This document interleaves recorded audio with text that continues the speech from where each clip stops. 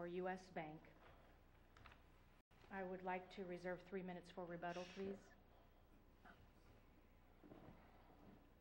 May it please the Court, U.S. Bank is here today arguing on essentially two issues of first impression before the Court.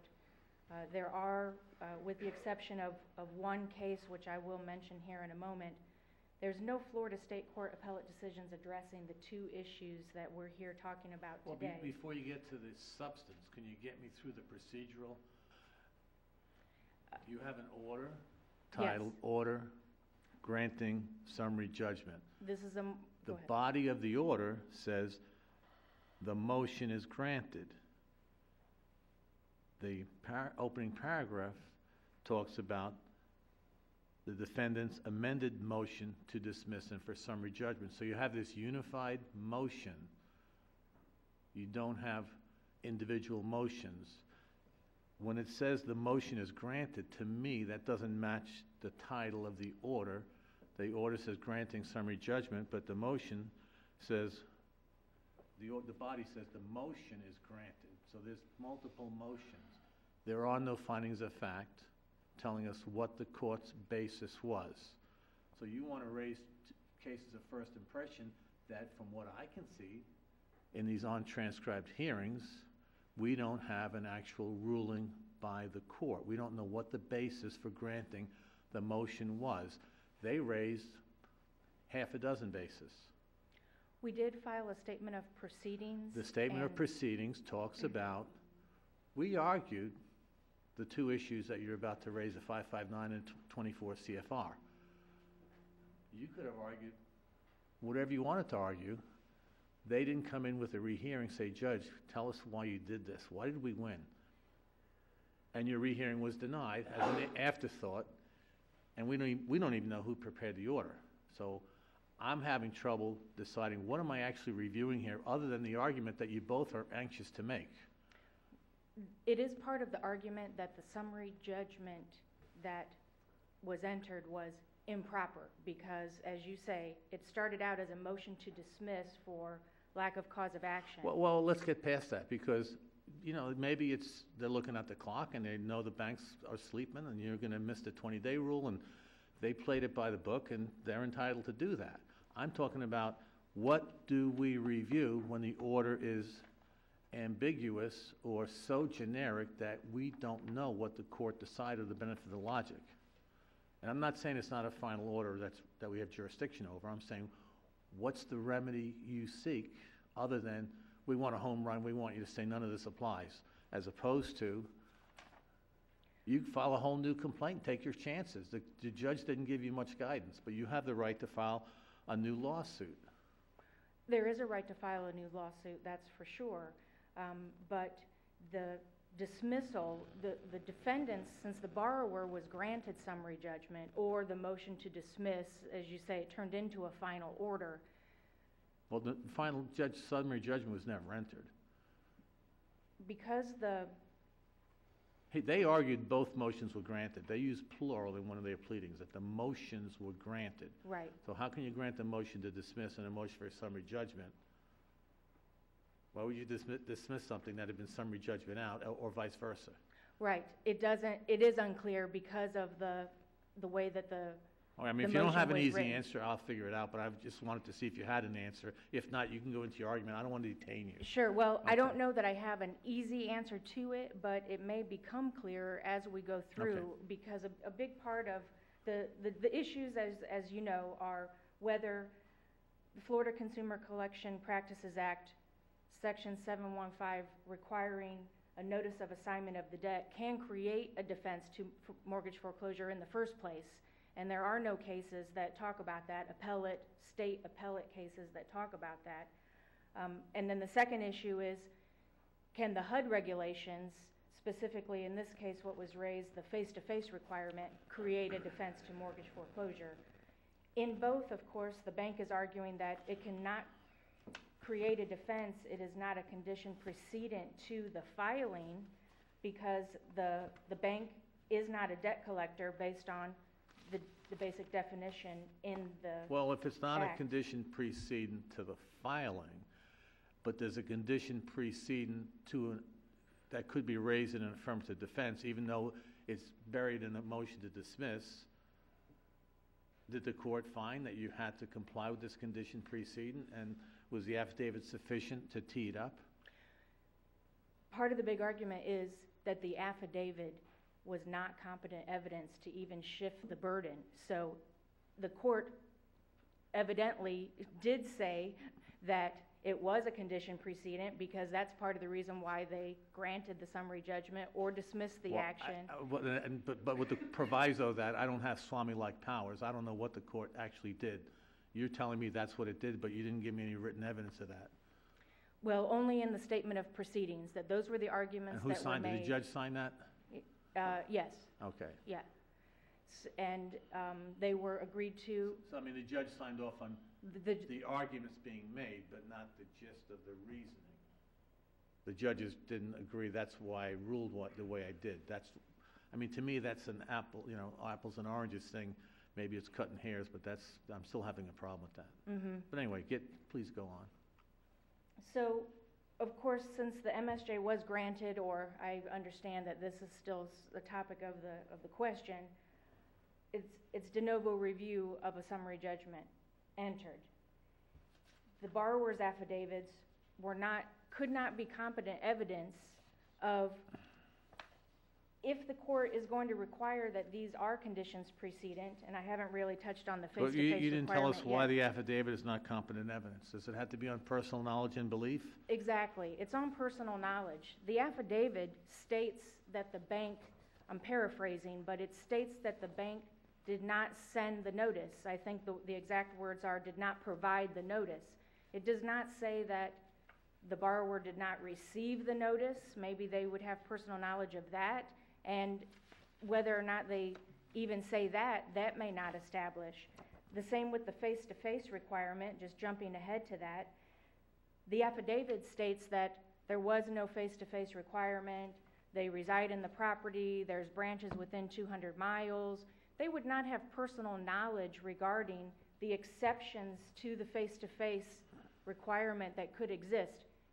And backing up, even if that is determined to be a condition precedent to the filing of the action, they would not have personal knowledge about the reasonable efforts made to schedule it or the bank locations. Might it be, though, sufficient if the defendant simply showed that there was no face-to-face, and then the party upon who has a responsibility for doing the face-to-face comes in and says, well, there wasn't one, but there's not an office within 200 miles. I mean, the fact that there's no face-to-face might be arguably prima facie proof of what the debtor needs to show. And she would have personal knowledge of that. That there was no face-to-face. That there was no face-to-face. She would not have personal knowledge about the exceptions, though.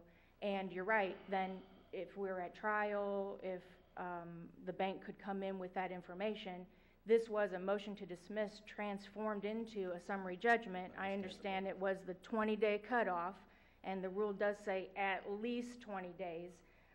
But at the same time, there was information submitted. First of all, there was a verified complaint that says they have the right to enforce, which necessarily encompasses all the conditions precedent. Yeah, but that's a legal conclusion set forth in the complaint. That's not really a factual, evidentiary, factual assertion. Sure, but the borrower's duty is to establish with competent evidence that there's no issue of fact that could occur. Including rebutting the affirmative defenses to a failure to match condition preceding. You'd have to file a defense to their motion to dismiss if they filed an answer with affirmative defenses. You'd have to rebut the affirmative defenses at that point by showing an exception. Refute it or show that it's legally insufficient. So, but on a summary judgment, they have to show you don't even have an exception to the defense. There's no possible way to state a cause of action. So it could have been proper to grant this as a motion to dismiss, but not necessarily as a motion for summary judgment. there's two different standards in Exactly, evaluating those motions. exactly. And And- the order doesn't give us a whole lot to figure out what standard the judge approved. Right, and surely if it was treated strictly as a motion to dismiss, your four corners analysis, it would survive that, or if the court was going to say, and it's clear, it's definitely unclear whether these are conditions precedent or not. There's all these cases, everybody's talking about the cases. If the court was going to come and say, okay, your complaint is dismissed, make your allegation more specific, right to enforce is not enough. We want, it's too general, we want it to be specific, then we could have done that. Well, you didn't technically allege compliance with conditions preceding. You didn't have that generic paragraph to say we had the right to enforce it. The court could have said, that, I don't like that, that's not enough. But we don't know what happened. Sure, There's no transcript. The sufficiency of the allegations is definitely subject to each individual judge's interpretation. And some judges will be satisfied with right to enforce, other judges will require something a little bit more specific. That should have been, Well, apparently there's 400 circuit judges out there that have dismissed these complaints on various permutations of either Chapter 559 or 23 CFR. right, or the face-to-face. And I have, did you say 400 or? I think they've alleged. Oh, okay, 500. because of the orders that were attached, Almost every judge in the state. and that is something, and of course, our time is limited to discuss a fairly complex We don't need issue. to go into the 400. But bringing up those orders, that certainly, I think, goes to the fact that we really could use a written opinion on this, that the borrower's affidavit could not be competent to establish what is needed to be established to even shift the burden. Because of the timing. As to what?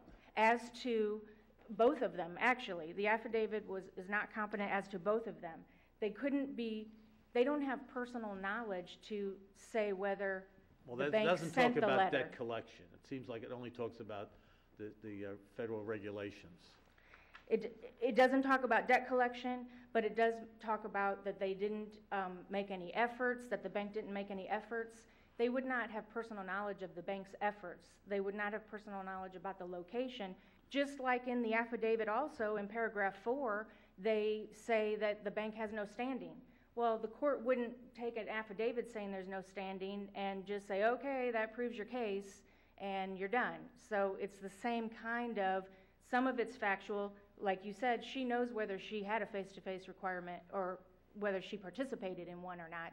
But whether it was even a legal requirement, Well, that is I think for the 200 court. miles goes maybe as far as Tallahassee or something close to it. I mean, if she had said she had driven every square inch of that 200-mile radius and she couldn't find a U.S. bank, would that be sufficient? It would come closer. I still think it would not be sufficient. It Well, would you come attached- closer because how would, the bank attached the screensaver to the motion for a hearing, showing that they don't even have an office in the state of Florida. But that's kind of too little too late. Is that a pleading of record we could consider after the fact on a summary judgment, if in fact this was an order granting summary judgment? her statement with the personal knowledge, Well, It- if it it's just not, lacks the is it pers- under oath? Is this prosecutable as a perjury if she's lying about the bank having an office in the state of Florida? Normally, you lie under oath, you can be prosecuted with perjury. Do we have that? Or is the statement about the 200 miles precatory? Doesn't it say, as I see it? Does it say there is no, absolutely no, there is an office within a 200-mile radius? I don't know whether this could be prosecuted as perjury. Certainly, even the statement that she did not receive a notice about the assignment of the loan, the bank has the letter that it was sent. So does she Okay, not but recall when did that letter receiving get it? into evidence? It's not part of the record, you're right. So you can't really give us that treatment right now. I'm just saying that the truth of the affidavit of what she actually stated may or may not be, perhaps she doesn't Well, I mean, remember. you're refuting that the genuine issues of material fact are not genuine, but you haven't given us record evidence to say why they're not genuine. The bank's argument is that she would not have personal knowledge to make that affidavit in the first place. It's similar to the cases going through the system with prior servicer testimony to try to get business records in. That lack of personal knowledge, they're not even competent as a witness to discuss records of some other entity that they don't know about. And of course, there's gray, how much do they need to know? It's gray, it's not black and white. The same with her. She's not a competent witness to testify to the things that she said. She doesn't even put in here, one of the requirements is that they reside in the residence. She does say in her affidavit that she resides on the property, but the time that's important is whether she resided on the property when they would have filed the lawsuit or when they would have sent the letter. There's more information required than just the bare bones that she sees. Talking about the perjury, she states that she did not get written notice that the debt was assigned to it. The court could take judicial notice. It's not in the statement of proceedings that this borrower had filed for bankruptcy and listed U.S. Bank as one of the creditors. So, Well, your best argument of what is in the record is the complaint. But, you know, she could show, U.S. Bank could turn up as listed as a creditor just on a credit report. You know, if I'm her bankruptcy attorney, I would have been put on the credit report.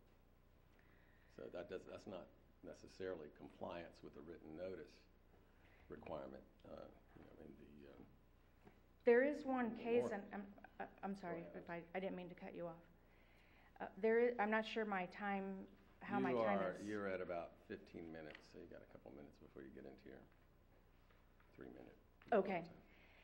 There is one case I do want to point the court's attention to, which is a 4th DCA case. It just came out September 24th, and it involves the HUD regulation, not specifically the face-to-face requirement. Is that new authority, or that's one you've cited? It's, I believe, opposing counsel filed the notice of And that's- supplemental it's been authority. It's been cited, Okay. Real Estate Mortgage Network versus Knight. And in that case, it's dealing with not the face-to-face requirement, but a different HUD regulation, and it's the same kind of situation. They don't discuss what was in the affidavit or the details of what was said exactly, but the borrower's motion for summary judgment was granted, and this court reversed it, saying you still have an issue of fact, even though their affidavit says this. Did they hold that the CFR was not a condition precedent? They did not make that holding, no. They, in fact, maybe their ruling assumed that it was. They say that it may be asserted as an equitable defense. So that's when I say that it's a case of first impression. There is this one case that is talking about if the HUD regulations are specifically mentioned in the mortgage and the note, then if it is a condition precedent, and this is the first state case to imply that, still the affidavit is not sufficient to resolve all issues of fact. If there's even the slightest issue of doubt of compliance with the conditions precedent, then that is an issue of fact that cannot be resolved So with what are the you affidavit. asking us to do? What's the bottom line here? To reverse the summary judgment that was entered for the borrower so we can go back to the lower court and finish the case. That's what the bank is hoping for. You should stop if you want to I'll say 3 stop minutes. there.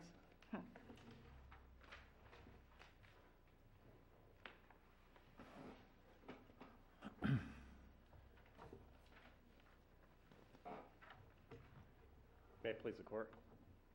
I'm Mark Stope, a counselor for the appellee Carol Morris.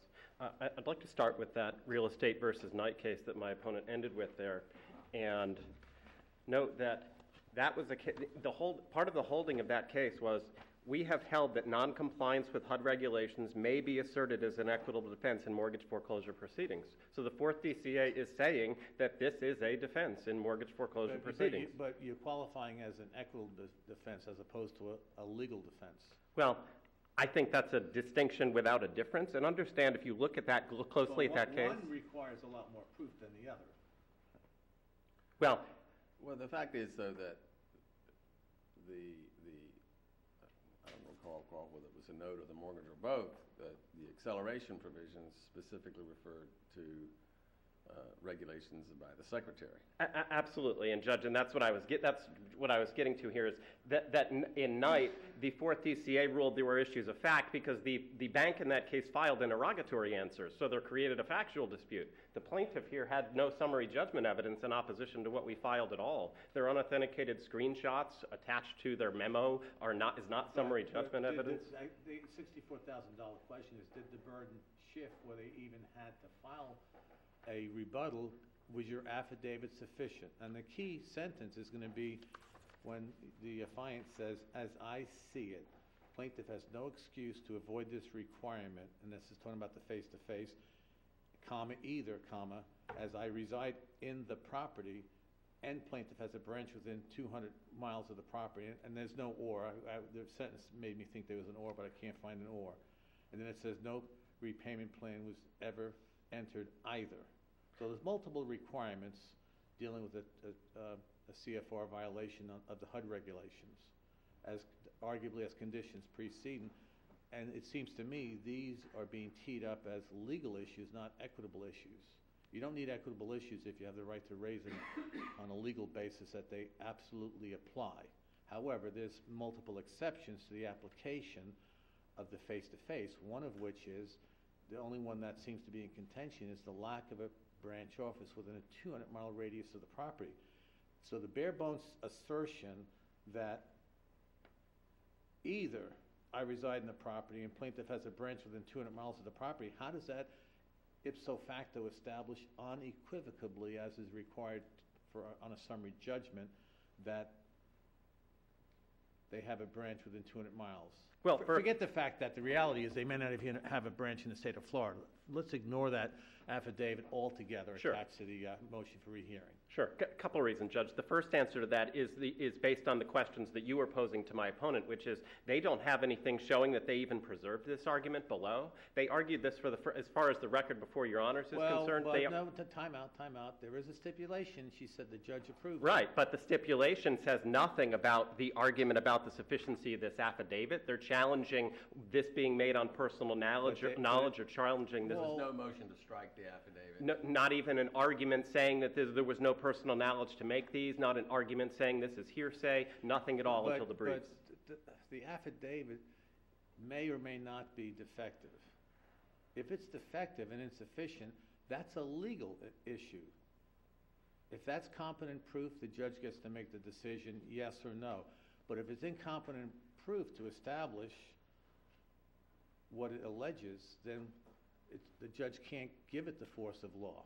To answer your question, the way I read this, it says, as I see it, plaintiff has no excuse to avoid that requirement. So her statement, as I see it, modifies that phrase. And then it unequivocally says, I reside in the property, which eliminates one of the exceptions, and plaintiff has a branch within 200 miles of the property, which eliminates that exception. So the word either, we just excise out the word either. Well, as I see it, plaintiff has no excuse to avoid that this requirement either. The requirement referred to in the previous sentence of making phone calls or providing letters or giving the counseling. And it makes unequivocal statements of, I reside in the property and plaintiff has a branch within 200 your miles. Your argument would fit better if the affidavit had the typical opening that said, on personal knowledge and belief. That's in the first sentence, Judge, first paragraph. Read it. I am over 18 years of age, competent, and state these facts upon my personal knowledge. Okay. So I think that at minimum shifts the burden to them to come forward with some sort of opposing evidence, and they came forward with nothing. Now, I'd like to go through this FHA analysis because I think... Okay, but what is the personal knowledge that there's a bank within 200 miles? I mean, is that enough to just say they have a branch within 200 miles? Sure, Judge. She knows where her house is. She lives there, and she's saying on personal knowledge she knows that there's a branch within 200 miles. But what's the address? Well, I don't think... Could it be better if the address was in there? Sure, but I don't think that's necessary in order to shift the burden to them to come forward with some opposing summary judgment evidence, and they just didn't. Now, I think that I want to start with contracts are construed in accordance with their plain language. Mortgage foreclosure doesn't. Just to follow that thought. So the remedy you seek is an affirmance with an opinion to say, yes, the HUD regulations apply, and they are conditions preceding, absent an exception, and they file a new lawsuit. Or an affirmance that just says affirm.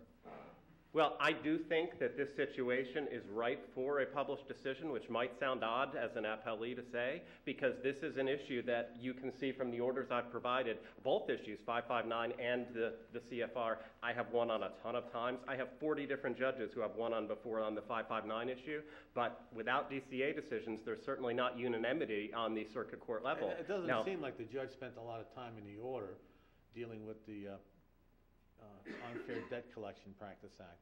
The bank was seeking to foreclose. They didn't even seek a deficiency judgment in the pleadings. Is that correct?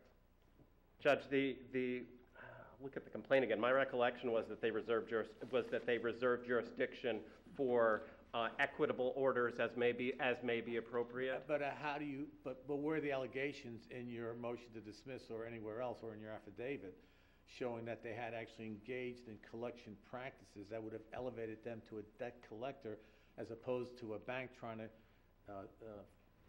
get back the security interest? Judge, I'm sorry, the issue of being a debt collector is wrong and is a red herring. This court said so in the Gann decision. The holding of that case was that the FCCPA applies irrespective of whether you're a debt collector. Florida courts have recognized the FCCPA applies not only to debt collectors, but also to any person.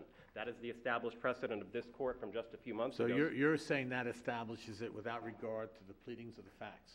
Well, I'm saying that I'm not sure that Gann says. I'm saying that that this bank does not have to be a debt collector for the FCCPA to apply. I think the case very clearly holds. It overrules Trent, the Middle District of Tampa decision my opponent relies on. I don't think we can overrule the federal. No. I'm saying that the Second District followed the 11th Circuit cases, which overruled Trent. The 11th Circuit came out with two decisions in 2012, which overruled the Middle District of Tampa case. Isn't the state statute modified after the federal counterpart? Yes, but the state statute is actually You're more. not alleging a violation of the federal statute, are you? No, this was a violation of. How come? Why aren't you alleging a violation of both to be on the safe side? Well, the state statute 559715, the notice provision in that is the FCCPA is set up in some respects to be more restrictive than the federal counterpart, which is the state's prerogative if that's what it chooses to do. 559715 requires, if you're not the original creditor, that you have to give written notice at least 30 days before any action to collect a debt. Gann says that mortgage foreclosure is an action to collect a debt. That is the holding of this court's decision in Gann. Under the facts of that case. Well, I don't see how you could say that mortgage foreclosure is an action to collect a debt under the facts of that case, but mortgage foreclosure is not an action to collect a debt under the facts of another case, respectfully. Well, you can. If the facts are different, that's what the facts are for. Well, but mortgage foreclosure is mortgage foreclosure. Like the facts in this Gann case, there was the paragraph 22 letter. The holding was that the paragraph 22 letter, which is the condition precedent in any standard Fannie Mae mortgage foreclosure suit, that the giving of that letter constituted an action to collect a debt. Well, that happens in all of the Fannie Mae mortgage foreclosure Did you suits. have that in this case? Well, no, because this is not a Fannie Mae mortgage. Right, 90% of loans are Fannie Mae, and they're not governed by HUD regulations. But the cases that I have cited, I think all uniformly hold that mortgage foreclosure is an action to collect a debt within the ambit of the FCCPA, and that leaves the only issue of does this operate as a condition precedent? And I think that it has to, because the statute requires on its face that the notice be given 30 days beforehand. To ignore that is to ignore the plain language of the statute. Now, I've occasionally had people argue, well, you could file a separate suit as the consumer, so that should be your remedy. But that's not true, because if you looked within the Act, the Civil Remedies Statute 55977 authorizes a separate suit for violation of 55972. But not for 559715. So you can't bring a separate suit for violation of 559715. So what is your recourse then? It has to be defensive. It has to treat the statute as a defense. Because if you don't treat it as a defense and you can't file a separate suit, then there is no recourse at all. The legislature doesn't write meaningless provisions. The only way to enforce that provision that requires the notice to be given 30 days beforehand is to treat it as a condition precedent, as 40 of your colleagues have done. Or you file a complaint. Well, but Judge, you can't file a complaint. A complaint in the form of a letter or something else with one of the people in power to rectify it by saying, go to school and do things better next time. Well, I don't think that is the recourse here. I think the recourse has to be either to enforce the statute, you either can sue or treat it as a defense. Where the act doesn't allow a suit, it has to be treated as a defense. I cite on page 39 of the brief several cases where, including U.S. Supreme Court case and a 4th DCA in-bank decision, which treat statutes as conditioned precedent, even where the statute doesn't expressly say it's a conditioned precedent, where it required a notice to be given or something to be done a certain number of days before you have to file a suit or take an action. That's precisely what we have here. Those cases are on point. I also want to go through the argument on the merit of the CFR issue.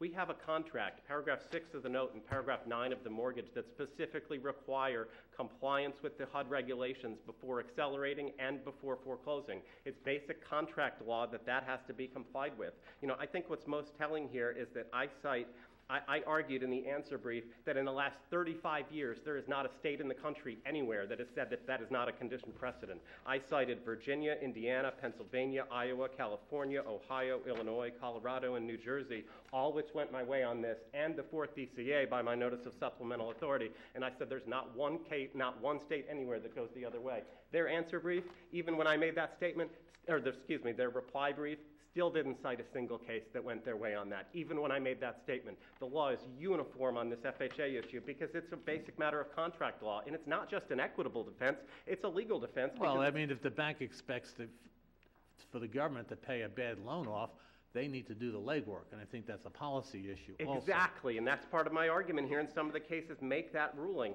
Lacey, Indiana, Pennsylvania, Iowa, they say if you as a lender want to enjoy the benefits of this government-insured loan, then you have to do what the government says, which is comply with the face-to-face requirement of this regulation. Now, my opponent cited some cases from before 1980, before this regulation was codified into law by Congress. Those cases don't apply anymore, and some of the cases that I've cited in the briefs make that distinction. Some of the cases also explain how important it is as a policy matter to prevent foreclosure in FHA mortgages because these mortgages were given to low-income families. Here, the prevention of foreclosure in HUD mortgages whenever possible is essential.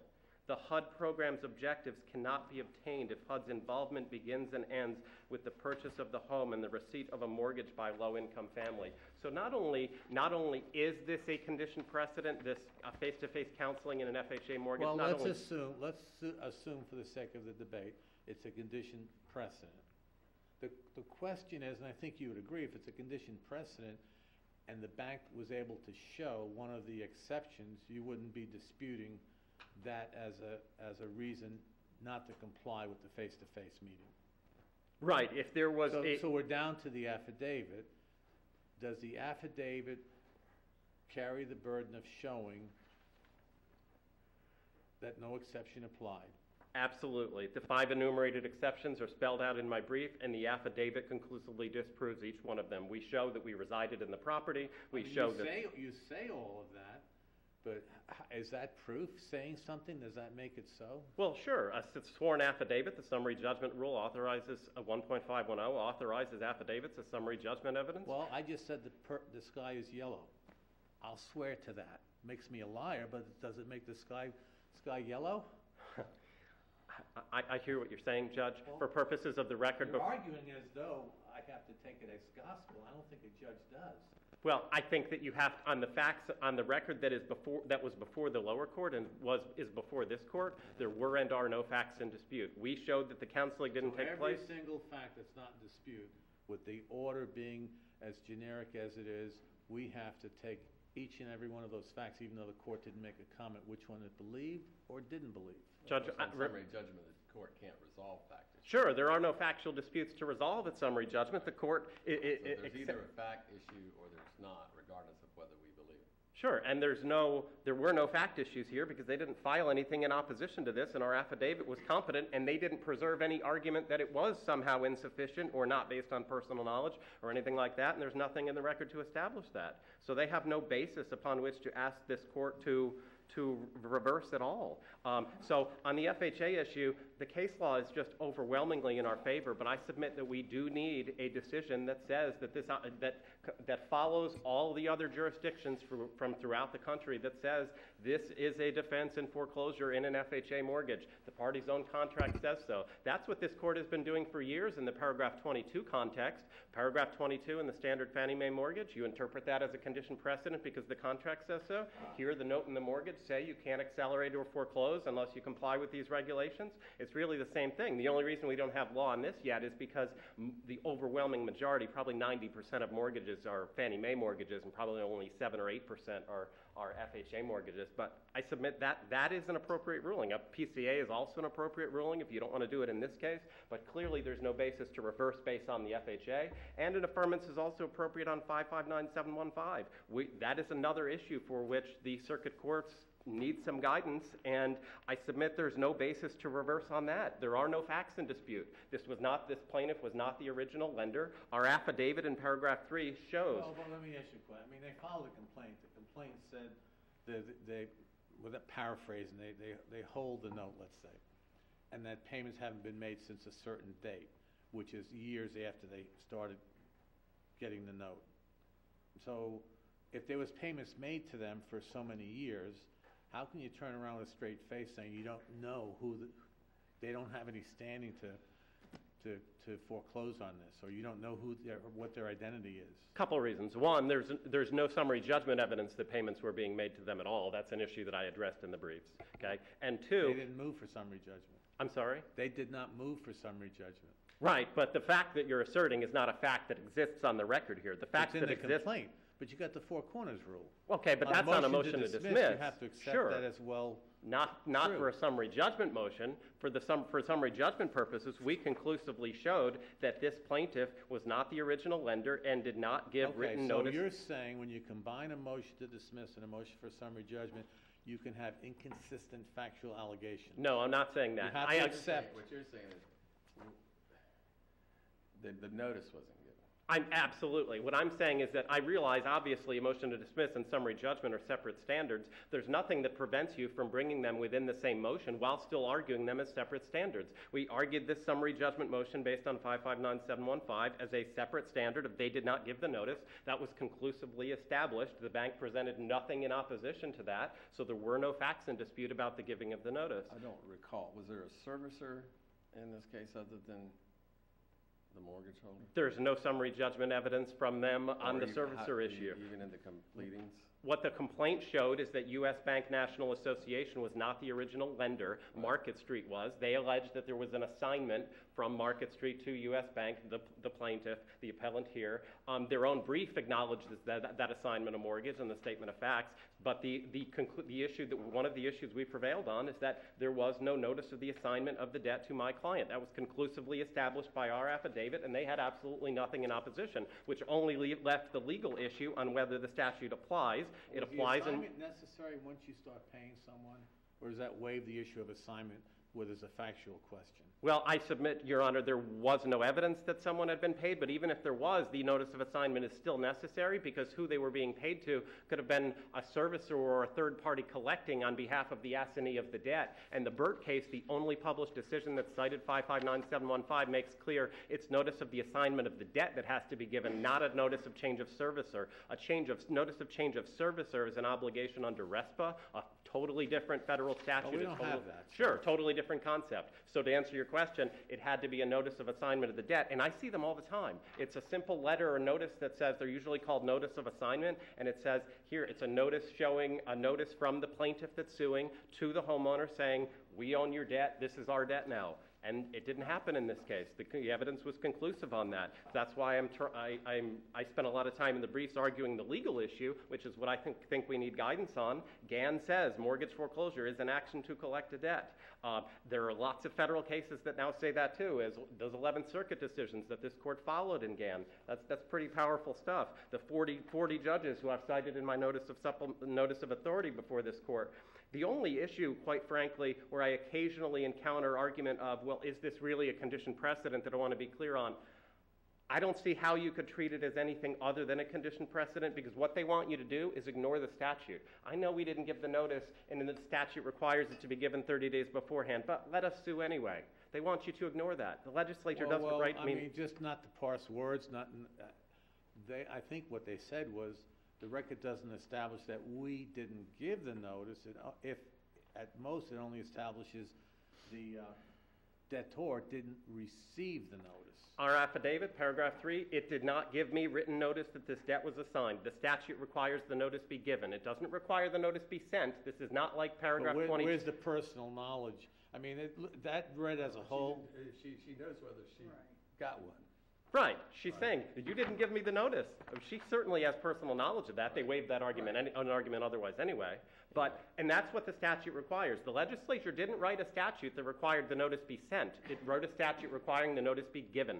So when we file an affidavit that says they didn't give me the notice, that's directly on point and shifts the burden to them. I'm not going to door and say, here's your notice? Judge, Here's your sign?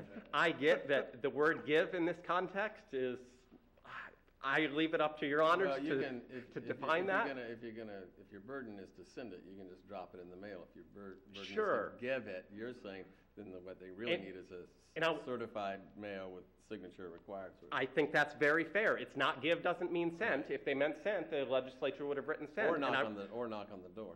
Sure, and I want to be clear that we're not confusing that issue with paragraph 22 of the standard Fannie Mae mortgage, which has a paragraph 15, a contractual term that requires that the notice only be sent. Right. So you probably encountered this issue. This statutory obligation is to give the notice. Our affidavit conclusively showed that this plaintiff did not give the notice.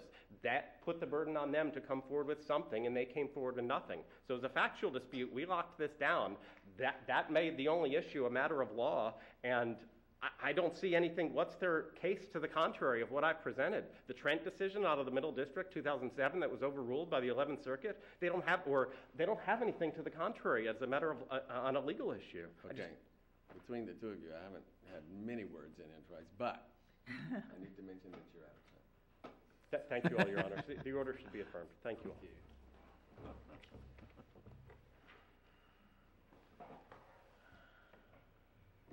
Thank you. Just a couple comments on rebuttal. Tell me why Trent should still be good law in view of what he's saying. He said it's been overruled by the 11th Circuit and by Gann.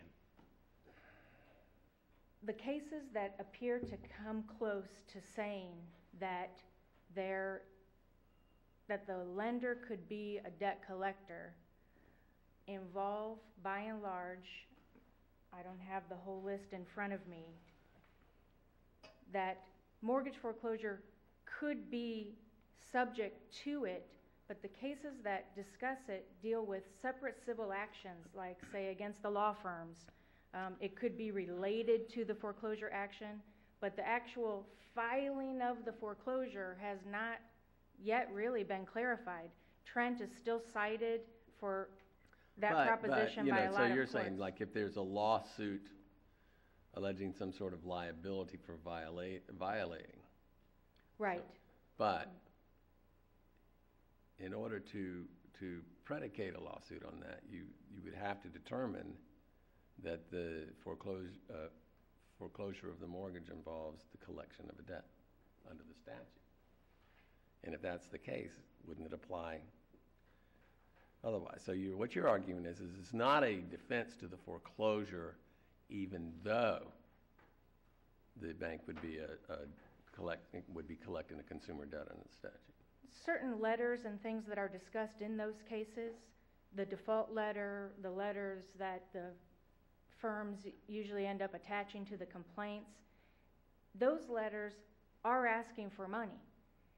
So it's the collection of a debt. When you file the foreclosure suit, exactly. It could, and even though it could be imminent, but the actual filing, you're no longer asking for the money. Now you want the return of the secured property. But even if that is considered, I do recognize there are cases out there that seem to say it could be an equitable defense for the HUD, not so with the notice of assignment. But the sufficiency of evidence argument regarding that affidavit is not waived. In the summary judgment rule itself, it talks about that the judge, without any action on our part, if affidavits are unavailable. We did have a verified complaint. The default letter was filed. There were bank locations listed, which were websites. The court could take judicial notice of that. The summary, That was on the rehearing.